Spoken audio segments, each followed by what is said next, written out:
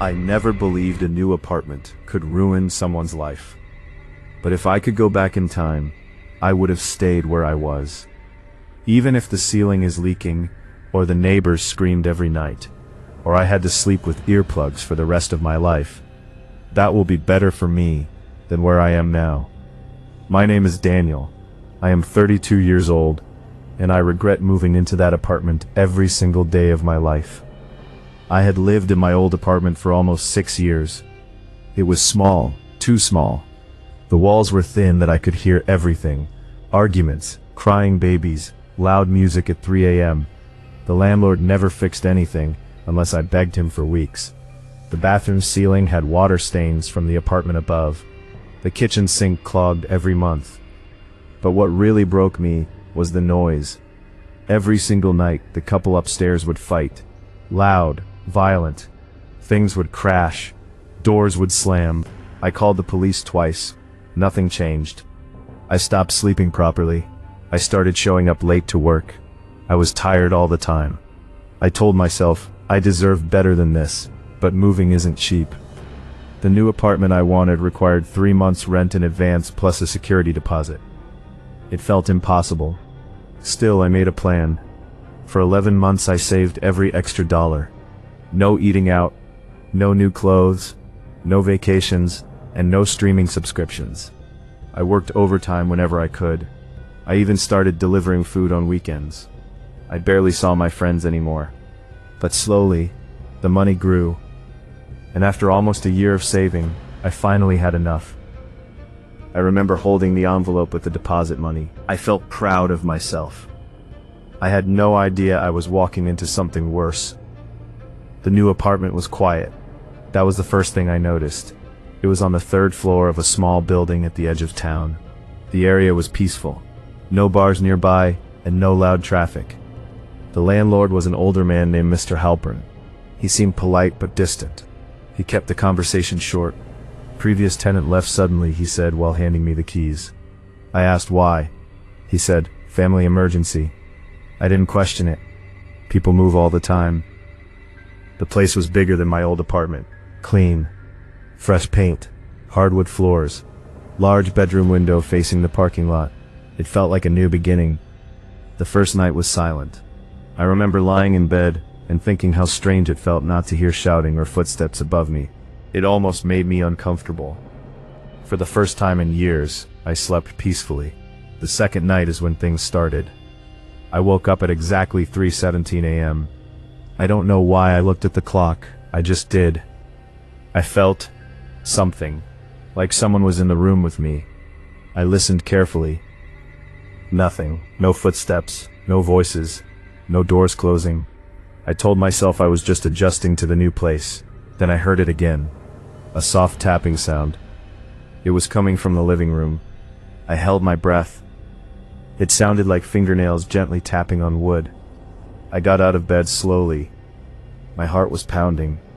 When I opened my bedroom door, the tapping stopped. The living room was empty. The windows were closed. No wind. I checked the front door locked. I stood there for a long time. Nothing happened.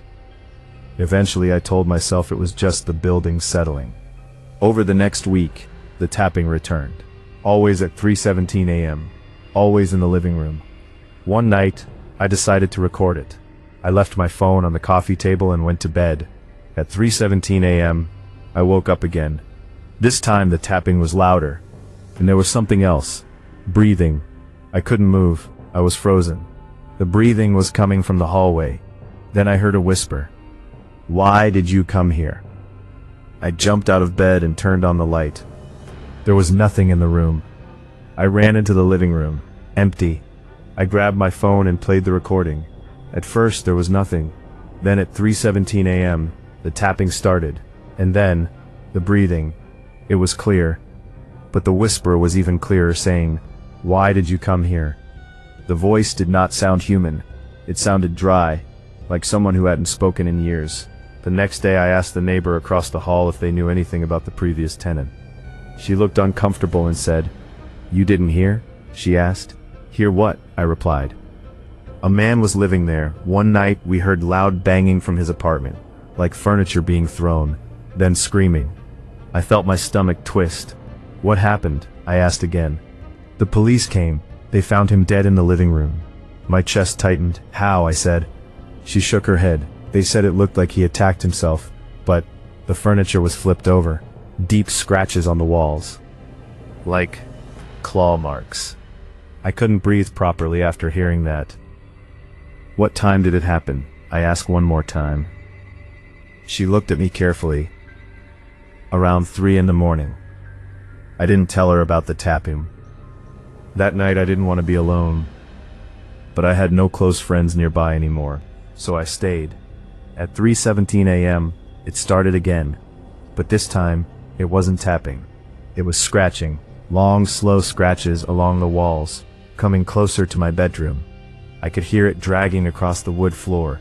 Then, something hit my bedroom door. I screamed. The door handle began to shake, violently, as if someone was trying to force their way in. Why did you come here? The voice whispered again. The door suddenly went silent. Then I heard footsteps inside my bedroom. I was standing near the door. There was no one else in the room, but I could feel something standing behind me, breathing on my neck. I couldn't turn around. Then I felt something sharp drag lightly across my back. I gasped and fell forward. When I turned around, the room was empty, but the closet door was open. Before sleeping. The next morning I checked my back in the mirror. 3 long red scratches, deep enough to bleed. I packed my bag immediately. I didn't care about losing the deposit, and I didn't care about the money I saved for 11 months. I went to Mr. Halpern and told him I was leaving. He didn't look surprised. You lasted longer than most, he said quietly. My blood ran cold. What do you mean? He sighed. You're the 4th tenant in 2 years. I stared at him. Why didn't you tell me? He looked away. That was the moment I felt real anger. I had worked for 11 months, sacrificed everything, destroyed friendships, exhausted myself. For this. I left that day, but here is the worst part. Even after I moved back to my old apartment, the couple upstairs still fought. The ceiling still leaked. But now, every night at 3:17 a.m. I wake up, and I hear tapping coming from inside my closet. I regret moving every single day, because whatever was in that apartment didn't want to be alone.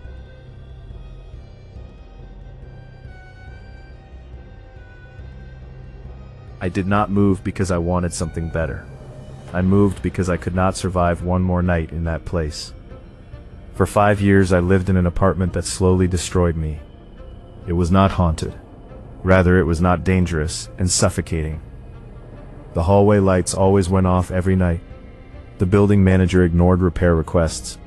I had reported the broken heater 3 winters in a row. But the worst part was the memories. I had moved into that apartment with my fiancée. We were supposed to build our future there. Instead, that apartment became the place where everything fell apart. He cheated on me.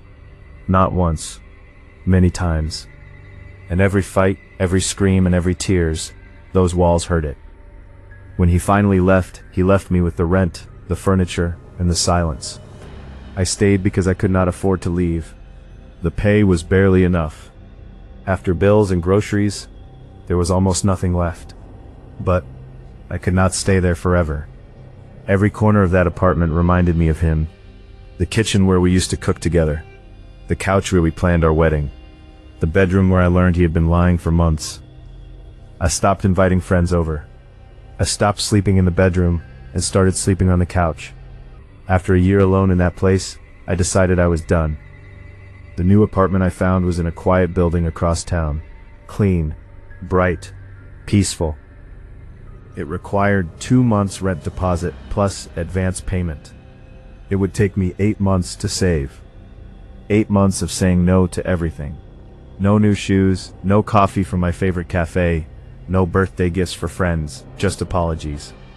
I even sold my engagement ring. That was the hardest part. When I handed it to the jewelry buyer, I felt like I was finally cutting the last connection to my old life. After 8 long months, I had just enough. I remember sitting on my old couch, holding the envelope of money, whispering to myself, "This is your fresh start." I truly believed that. Apartment 4B felt different the moment I walked in. It was on the top floor of a 3-story building. No one above me. That was important.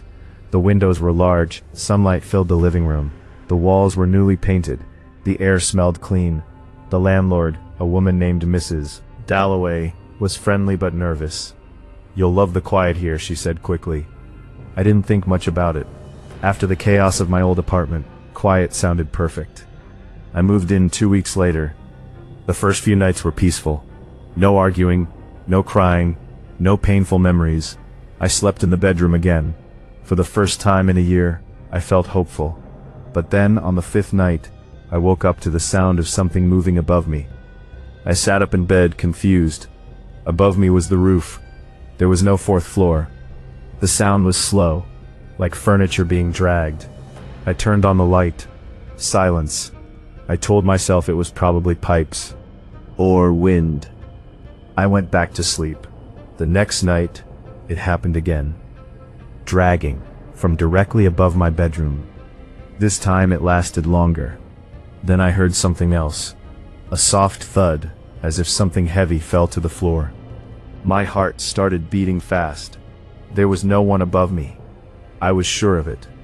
The following day, I asked Mrs. Dalloway if there was any storage attic above my apartment. Her smile disappeared. "No," she said quickly. "Just the roof."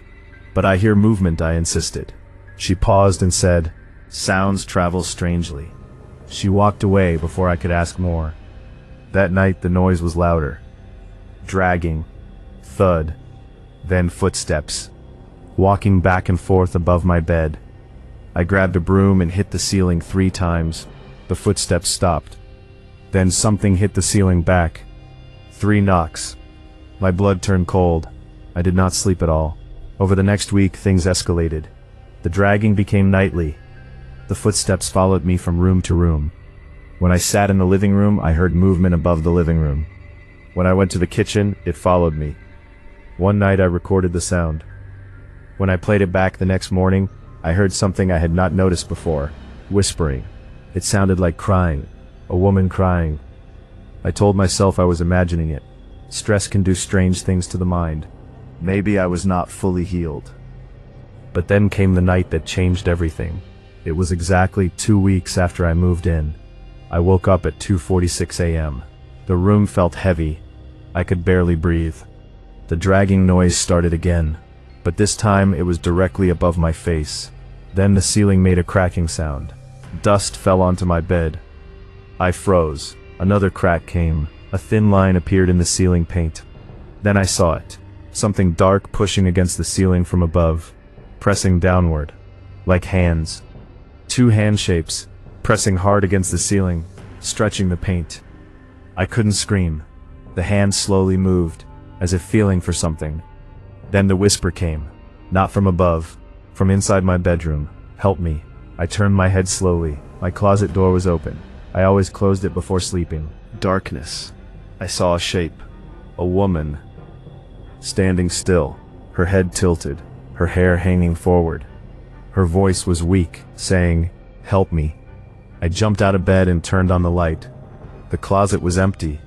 The ceiling was normal. No cracks. No dust. I started crying. I thought I was losing my mind. The next morning, I went to the neighbor downstairs, an older man. I asked him carefully if anything had happened in apartment 4B before I moved in. He looked at me for a long time. Then he said quietly, "You didn't hear?" My stomach dropped. Hear what? A woman lived there 3 years ago, alone, after her divorce. My chest tightened. What happened to her? I asked again. He lowered his voice this time and said, "She was found dead in her bedroom." My hands started shaking. "How?" I asked one more time. They said suicide, but there were strange marks on the ceiling and scratch marks inside her closet. I couldn't breathe. She kept telling people someone was asking for help. I moved out that same week. I did not wait for the lease to end.